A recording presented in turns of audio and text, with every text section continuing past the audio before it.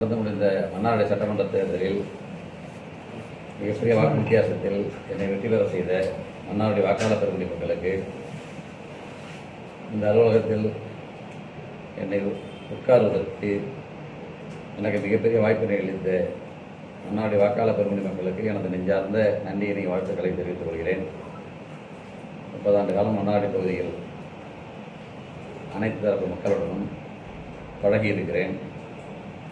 அனைத்து தரப்பு மக்களும் எனக்கு வாக்களித்திருக்கிறார்கள். அந்த மக்களுக்கு கடைசி வரை உண்மையாகவும் நேர்மையாகவும் இருந்து சட்டமன்ற பணிகளை மிக சிறப்புடன் மன்னார்குடி தொகுதி வளர்ச்சி அடைவதற்கு என்னை நான் ஈடுபடுத்திக் கொள்வேன். அமமுகலேருந்து உங்களை கட்சியை விட்டு எடுத்துருக்காங்க, நீங்கள் தாவேக்காவுக்கு ஆதரவு கொடுத்துருக்கீங்க. அந்த கட்சிக்கு போகிறதுக்கான வாய்ப்பு இருக்கா? எப்படி இதுக்கு தாவேக்காவுக்கு இணையறதுக்கான வாய்ப்பு இருக்கா? தமிழ்நாடு முதலமைச்சர் 10ஆம் தேதி முதலமைச்சராக பதவியேற்றுட்டார். கரெக்டுங்களா? 11ஆம் தேதி 234 சட்டமன்ற உறுப்பினர்களாக பதவியேற்றுக் கொண்டார். 12ஆம் தேதி சபாநாயகர் துணை சபாநாயகர் தேர்தல் நடந்தது.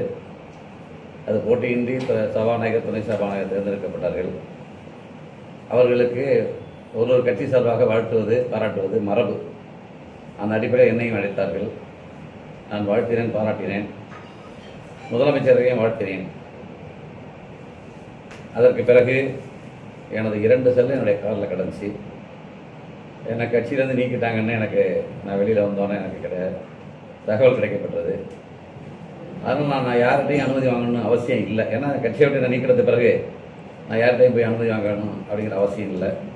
13ஆம் தேதி மாண்புமிகு தமிழ்நாடு முதலமைச்சர் தன்னுடைய பெரும்பான்மையை சட்டமன்றத்தில் நிரூபிக்கணும். அப்படி ஒரு வாய்ப்பு வரும்போது நான் தான் எந்த கட்சியிலையும் இல்லையே, எனக்கு கட்டுப்பாடு கிடையாது. அதனால் தமிழ்நாடு முதலமைச்சர் திரு ஜோசப் விஜய் அவர்களுக்கு எனது வாழ்த்துக்களை, எனது ஆதரவை நான் தெரிவித்துக் கொண்டேன். இதில் தவறும் இல்லை என்று நான் எண்ணுகிறேன்.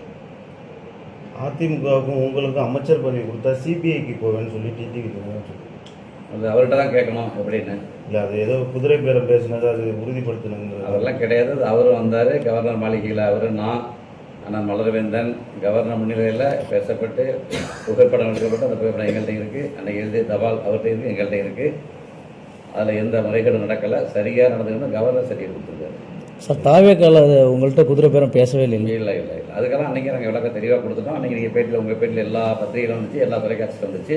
அது அன்றைக்கே முடிந்து போன சப்ஜெக்ட்டு. அதுக்கு பிறகு தான் சட்டமன்ற உறுப்பினராக கவர்னர் ரெக்கமெண்ட் பண்ணி அனுப்புகிற சட்டசபைக்கு என்ன சட்டமன்ற உறுப்பினராக பதவி பிரமாணம் செஞ்சு வைக்கிறாங்க. அது அதனோட முடிஞ்சு போனது. அதை பற்றி நம்ம கேட்காதீங்க. ஒரு பக்கம் முழுவதும் அதிமுக எல்லாரும் ஒன்றா இணைக்கணும் அப்படின்னு ஒரு கோஷ்டி பெரிய அளவுக்கு தமிழ்நாடு முழுவதும் நடந்துக்கிட்டு இருக்கு அந்த பிரச்சனை. அதை எப்படி நீங்கள் நினைக்கிறீங்க? அது இளைஞர் நல்லதான். மக்கள் பற்றி என்ன இருக்குது? அவங்க கட்சி பிரச்சனை நம்ம வெளியில் வந்துட்டோம். அதிமுக என்ன நடக்குதுங்கிறது நம்ம பதில் சொல்ல முடியாது. அந்த தலைவர்களை பார்த்து கேட்டிங்கன்னா சரியான பதில் சொல்லுவாங்க.